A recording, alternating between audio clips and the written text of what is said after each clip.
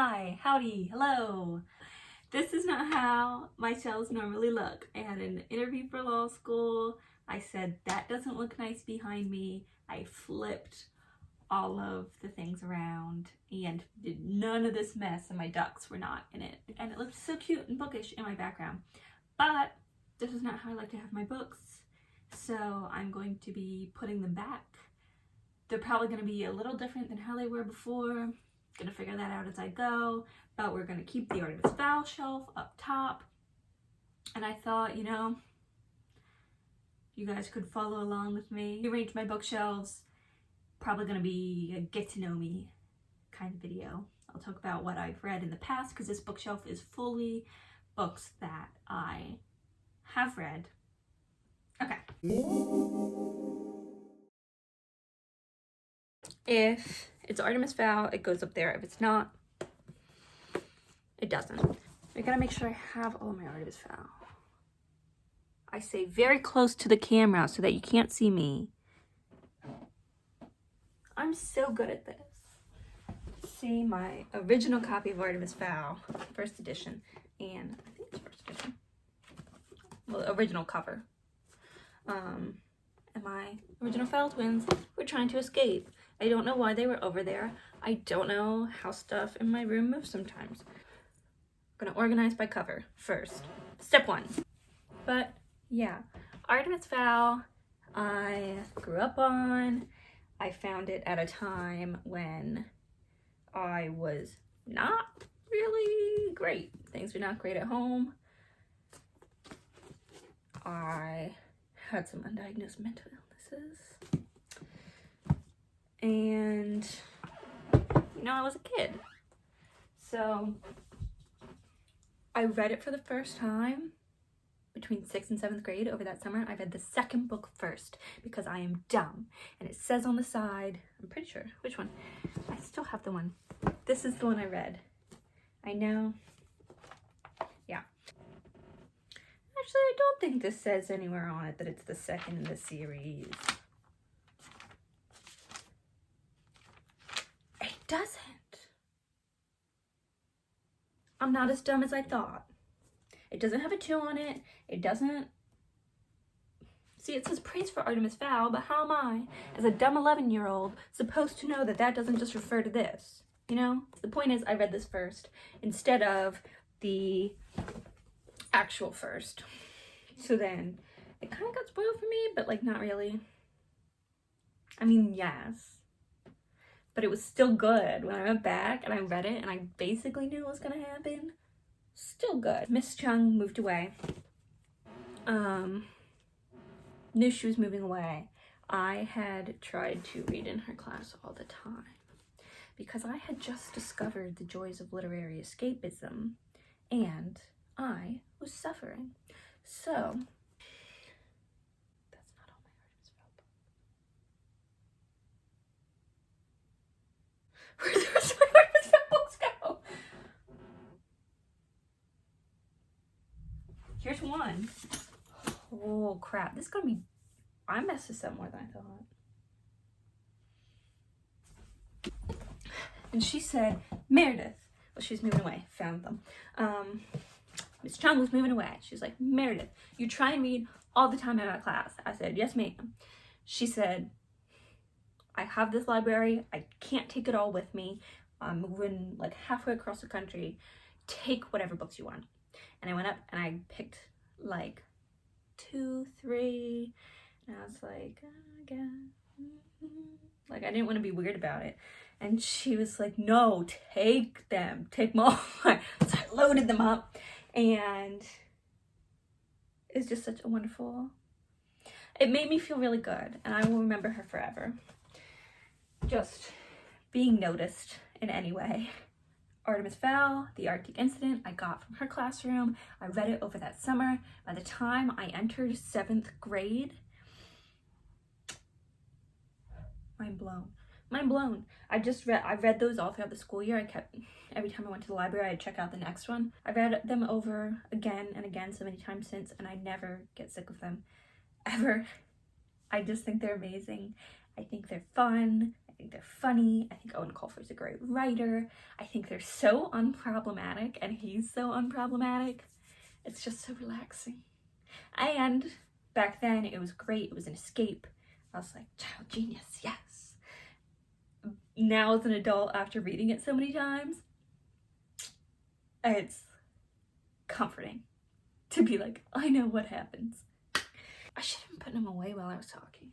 I like having meanings to things, so even if there's only 2 of them, what we do is the Fell twins go on that side, and then just before dawn at Fowl Manor, that's what I've titled it. Then, because this is the only set that I have all of them, this goes right next to it, so we can have the full continuation. I'm still missing one. Where is she? Oh, found it. Where are you? Oh, darn. Next to the little comic-y ones. I have 2 of these, but one's more shiny. The movie sucked. Awful. So it does not get to go on the edge. It has to go in here. Hat is restored. Here's a little Batman corner. It's got the complete first and second seasons, just the first season of Batman. Got 2 copies of The Dark Knight Rises. I think they were gifts. Then we got Oklahoma, and then my school's versions of Beauty and the Beast and The Little Mermaid, which I was in. We're not going to touch these, but all comic books down in here. So I'm Artemis Fowl, Comic Book Ho, Broadway Bitch. No! Alright, books is falling apart. It's an old one. It's from the 60s. That's my other thing, and that's a danger. I love old books, but this is the downfall. Sad, and it's like paperback, so it's like, what can you do besides tape it? So, like, it has the, apparently nobody borrowed this ever, which makes sense. It's a lot. Tristram Shandy is a lot. And nothing at the same time. If you've read it, you know what I'm talking about. We're going to switch the media side. Beatles book about their songs is going to go with the Beatles CDs. We're going to pop that over. This bookshelf, I don't know if you can tell, probably actually, it's like not the biggest. So, what goes up there is really what can fit up there. I know you can adjust. I've tried different adjustments. If I go like too small, then like the bigger books can't fit anywhere. Could they go up top? No, that's the Artemis Fowl shelf. Oh, Batman though goes over with Batman because I need it to be like that. I know I have middle grade over here. That needs to come. The book's being moved around, shuffled around. All right. Focusing on middle grade right now. Actually, the whole middle shelf I didn't turn around. In cart, also very good, goes down here because she cannot fit up there. So this shelf is fine. I can leave it. It has literary magazines, poetry collections, Lord of the Rings, because it's just, I have big copies that are so pretty. They're illustrated. Oh my goodness. And then, so then this little, not as nice Lord of the Rings goes up here because it needs to stay with them. But it's so small, I can't let it take up a spot on the big shelf. Anyway, it goes up there. Hamilton, the Revolution, Broadway Bitch. Oh, it's over there now. I switched it. I painted, this is the Bedford Shakespeare. I'll show you. And I had book stickers along the side and I tried to peel them and I couldn't. So I went full, I just painted the edges to make it look better. I did overestimate how big I could make the letters. So I got shakes and I said, oh, I'm not gonna make the rest. So I stopped and put Willie. So we're Willie Shakes. Everybody knows what that is, the Bedford. And he leads us into all the anthologies and other books from college that I could not bring myself to get rid of after I finished my English literature degree. Back to this. I think that is my smallest shelf. So middle grade is what I was gathering. Maybird and the Ever After is one of the books that just got me really into reading overall. I have the first and the third. It's a trilogy. She like saves the afterlife. It's cool. Next, the few romance novels I have, because they're generally pretty short. So it's not an all the time thing, but I'm a mood reader, so every once in a while, the mood is hot men not wearing shirts, and that's okay. They go right next to the middle grade fiction. Oh, does this not fit? Where did this guy go before then? Where are you? Where's your buddy? Well, that goes aside for now then. It's another big classics area down in this corner. There's the buddy. Waiting to Score and Shooting to Win by Eloise Tynan. They're good. If I had my choice of any romance book, it's these. These are go-tos. This is my little YA area. Down in here. And by that, it mostly carries If I Stay and the Mortal Instruments series. It's really important to me to keep Victor Hugo on this shelf because I love him so much. The Collected Schizophrenias. Oh my goodness. If you can do nonfiction, this essay collection, do it. Do it. She has schizophrenia and she's like, it's a bunch of essays detailing all her experiences with it. So nonfiction, classics, machine. That's just like regular literature. We'll figure this out. James Joyce, also another fave. Ta-Nehisi Coates, Between the World and Me. It's a letter to his son. Just generally about being Black in America. 10 out of 10. That's like required reading to be an American. Please and thank you. Read it. James Joyce, why is all your work getting separated? What were you there?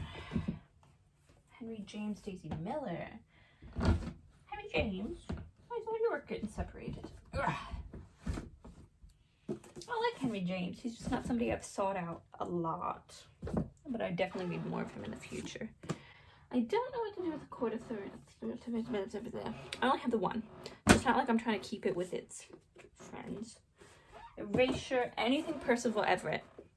Anything Percival Everett. Bunk. The Rise of Hoaxes, Humbug, Plagiarists, Phonies, Post-Facts, and Fake News by Kevin Young. This book is cool. It took me like months, but look at how many tabs. There's just so much interesting information in it. And he's not hard to read at all. It can get a bit dense at times, but I think that's just how the information is. Victor, do you fit up here? Victor should go and fit up here. All right. Let's do a little